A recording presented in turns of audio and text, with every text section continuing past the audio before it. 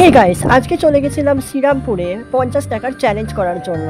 তো প্রথমেই চলে এলাম শ্রীরামপুর স্টেশনে, কারণ আজকে আমি একা নই, আমার সাথে আছে আমার এক বান্ধবী। তো এ হলো আমার বান্ধবী মোহর। আর চলো আজকে 50 টাকার চ্যালেঞ্জ শুরু করা যাক।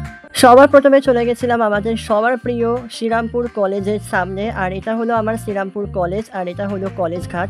এখানে আপনারা আসলে পরে অনেক কিছুর স্টল পেয়ে যাবেন, যেখানে আপনারা কম দামে অনেক কিছু খেয়ে নেবেন।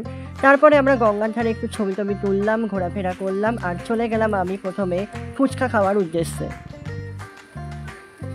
তো গাইস, 50 টাকার মধ্যে আমরা খেলাম 20 টাকার ফুচকা। আর তারপরে আমাদের কাছে বেঁচে রইল 30 টাকা। তো 30 টাকা দিয়ে আমি ভাবলাম চলো আইসক্রিম কিনে নেওয়া যায় 10 টাকা করে। তারপরে আমরা 10 টাকা করে দুটো আইসক্রিম কিনলাম। আর তারপর আমাদের কাছে পড়ে রইল মাত্র 10 টাকা। আর 10 টাকা দিয়ে লাস্টে কিনলাম 5 টাকা করে দুটো কুরকুরে।